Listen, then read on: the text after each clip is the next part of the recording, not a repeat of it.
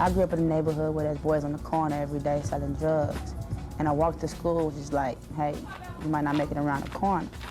So, you know, basketball is a way for me, me and my teammates. Well, if we do good in high school, we can go to any college we want to out of the state.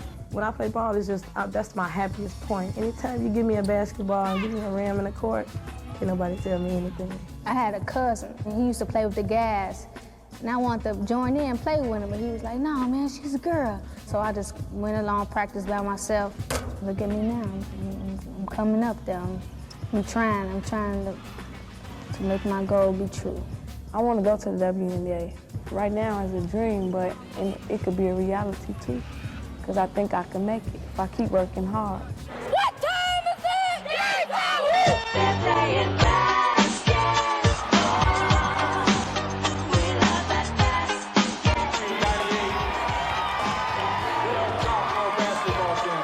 I like to take it as far as we're gonna go. Till I'm old and gray until I can't play no more. I got the laugh too. For 35 years, Coach Dorothy Gators has run the best girls high school basketball program in the country. Pick it up. Turn around. Pick it up. The Lady Commandos of Marshall High School have won 8 state championships and 30 city titles. The 64-year-old grandmother has turned generations of girls from the streets of Chicago's West Side into champions. You got to play between her and the ball.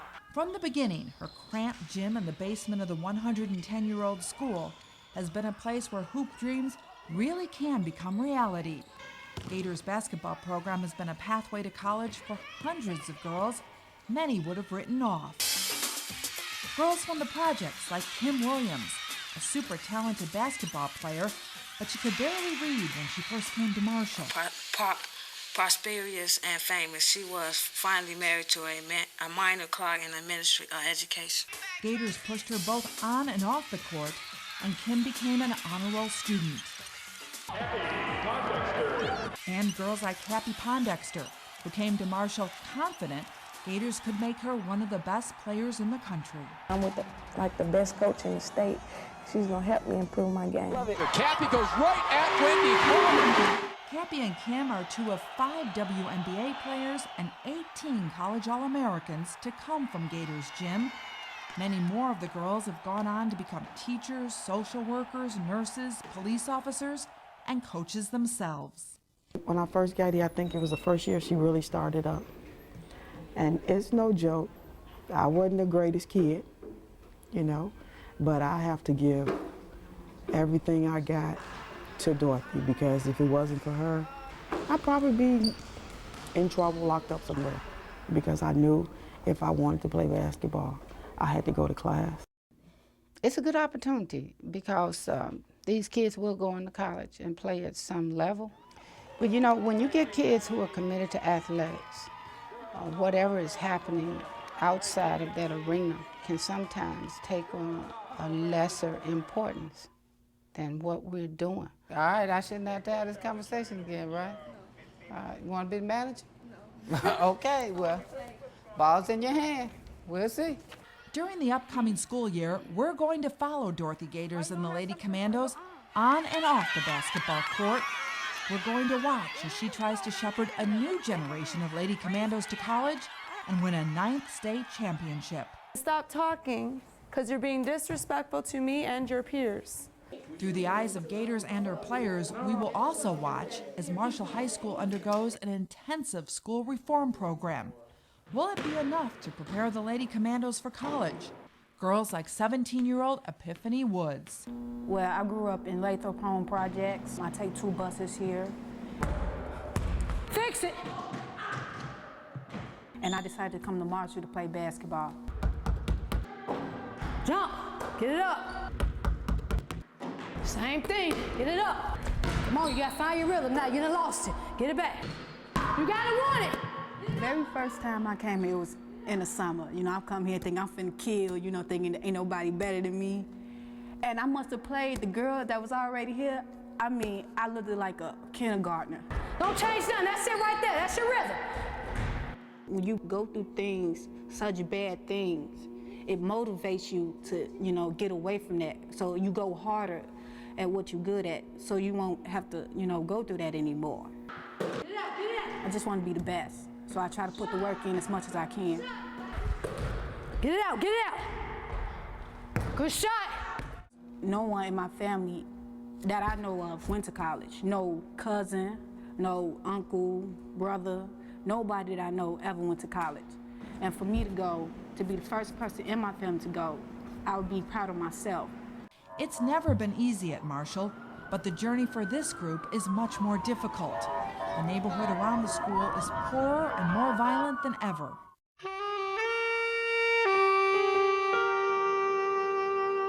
Last summer, one of the Lady Commandos was killed on the west side, the first time Gators ever lost a player to street violence. It hurts. Marshella Johnson, a backup guard, was fatally shot. She had been one of Gators' special projects. By the time she arrived at Marshall, she had already lost her mother and 2 older brothers. Back when she was 15, she told us about her life. I have to raise my little brothers now. I have to be the mother to them since my mother passed. So I gotta do the best I can, be a role model for them, and let them know what's right from wrong. Marshella played 4 years of basketball at Marshall, graduated second in her class, and earned a scholarship to college. The things that they have to endure. Coaching is kind of like a sidebar now. I've always treated my kids as if they were my own kids. And the same goals that I would establish for my kids, I have for them as well. And so when I say my kids, I really literally mean, my kids. Nobody said it was going to be easy. It was easier for me when we first started than it is now. So I either had to accept the challenge or go in another direction. With 940 wins, Gators is the most successful high school coach in the country.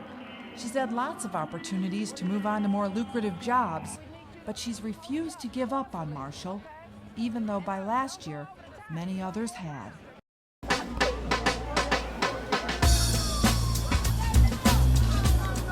I call it a gladiator school because they fight when it get hot out, they in the street, they spilling out. 8, 9 squad cars have to come there. And I wouldn't feel my child would be safe. A lot of bad things, a lot of bad students in there, but you just gotta overlook that. Police be around the school, so nothing be scattered. Times when there was 30 students and only 2 books. Some classes had only 1 book, some had none. It's really scary, because you never know what's going to happen.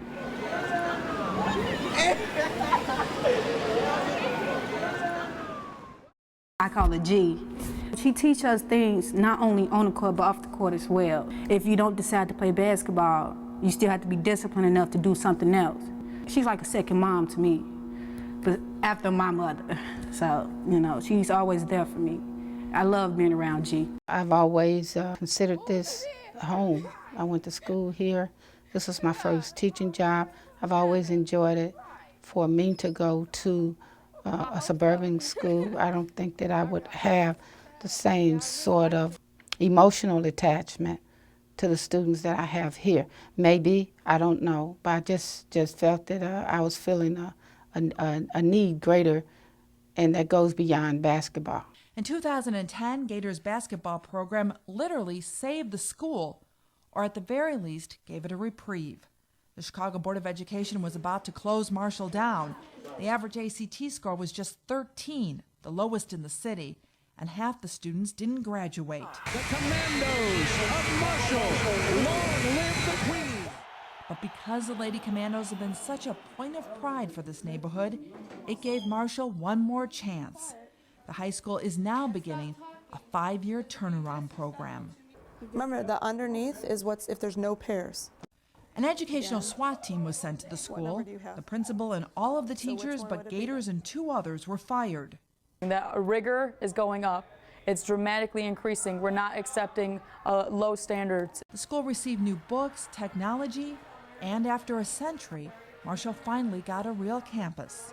The kids are learning a lot more. They're more engaged. Teachers, for the most part, are doing a fabulous job. Like last year, we had teachers who just give us a worksheet. wouldn't teach us how to do it, just give it to us and expect us to do it. But this year we have teachers that care about the students and care enough to teach us. Is it enough?